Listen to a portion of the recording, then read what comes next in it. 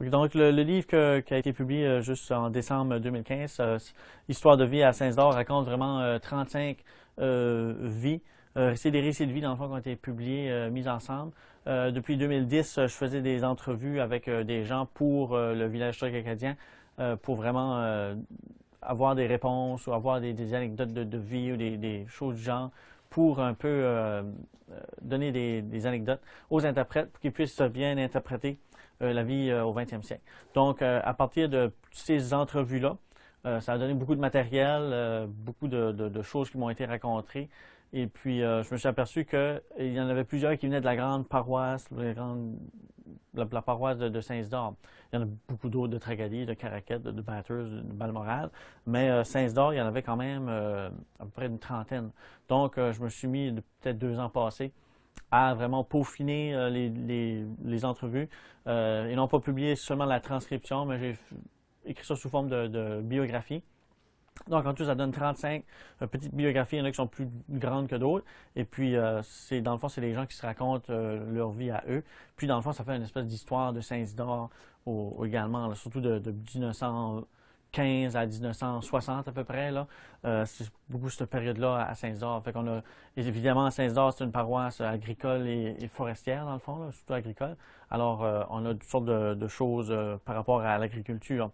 Il y a même une dame, par exemple, qui a été élevée sur une ferme expérimentale où est-ce qu'il avait je ne sais pas s'il y avait des subventions, mais en tout cas, il y avait des gens du ministère de l'Agriculture à Ottawa et même Fredericton qui allaient, puis qui faisaient pousser des carrés de foin, puis qui examinaient ça, puis étudiaient, puis on donnait des semences spéciales à faire pousser, vous tester la terre. Donc, il y avait cette ferme expérimentale-là chez une famille de Robuchot à Saint-Isidore. Donc, c'est intéressant à aller voir les enfants qui ont grandi sur une tel type de ferme.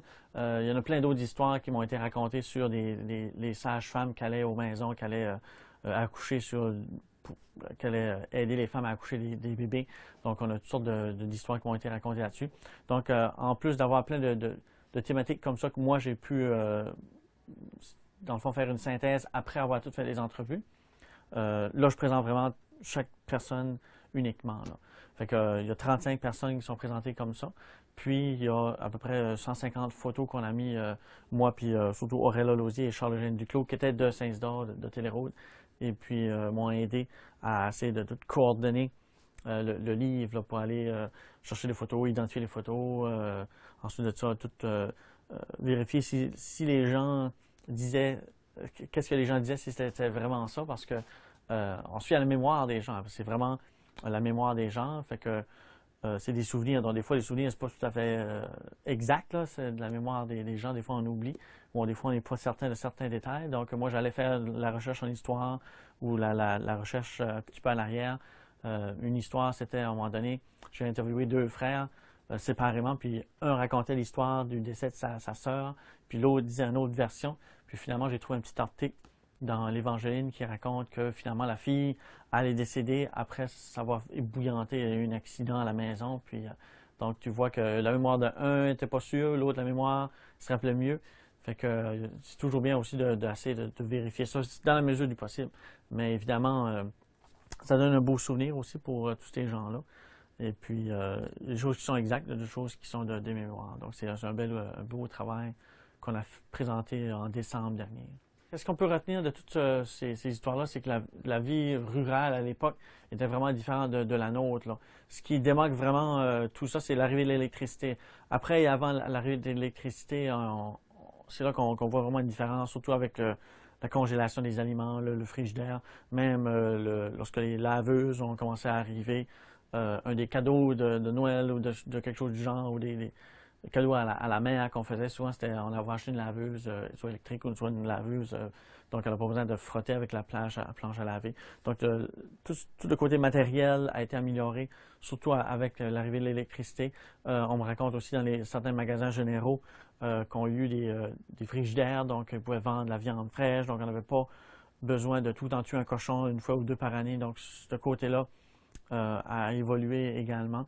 Le côté scolaire aussi, on le voit un petit peu dans le livre, là, mais ce côté-là plus intellectuel là, va être amélioré surtout dans l'entrevue comme avec Norbert Sivray, qui était directeur d'école, qui a vécu les changements à l'époque de Louis Robichaud, dans les années 60, où est-ce qu'on va fermer toutes les petites écoles. Même à l'époque, comme aujourd'hui, lorsqu'on parle de fermeture d'école, on n'est pas tout le temps d'accord, mais si on a une vision à long terme, peut-être que là, ça fonctionne mieux.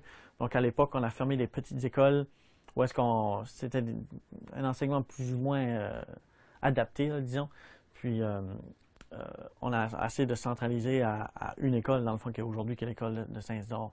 Donc, tout ça est raconté, on voit ça dans le livre, là, que dans les années 20-30, on allait à l'école à pied souvent, puis l'été, ou quand il n'y avait pas de neige, on allait même en nu-pied, vraiment sans bas, sans rien.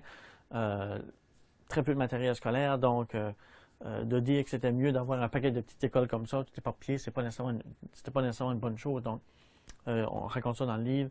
Il y a aussi des histoires d'arrachage de dents, par exemple. Les soins de santé, les soins dentaires étaient pratiquement inexistants. Donc, j'ai une photo justement d'une dame qui arrachait les dents, Marguerite Duguay. Maguet, la vieille Maguet, ou Maguet qui l'appelait.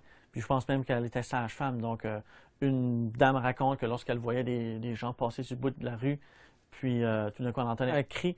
Elle savait qu'il avait été se faire arracher la dent ou les dents chez la voisine, là. Donc ça, elle était connue pour ça. Puis j'en ai rencontré un monsieur de Téléroute, que lui avait gardé les pinces, que également lui arrachait les dents, là. Donc c'était toute une autre façon de vivre à l'époque. Des fois, on me demande si on aimerait retourner à ça, là. Côté matériel, côté soins dentaires, côté hygiène, là, salle de bain, tout ça.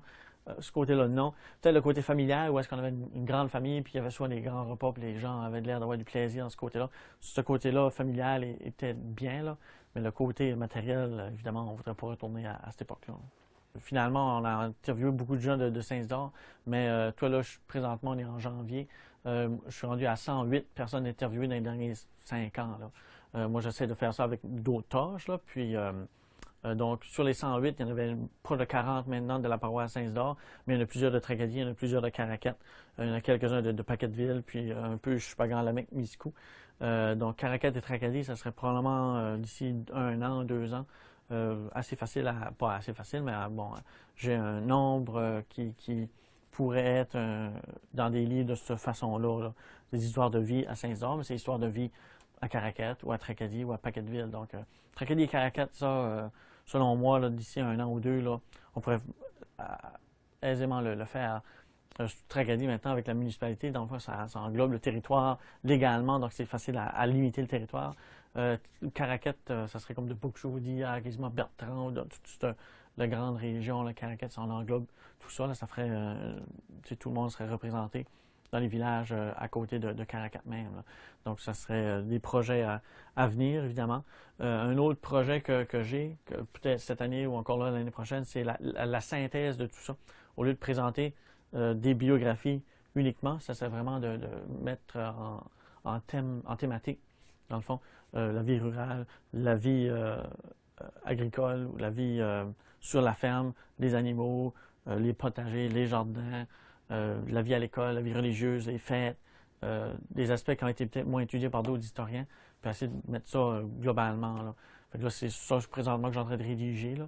Puis ça, c'est un autre projet pour probablement l'année prochaine.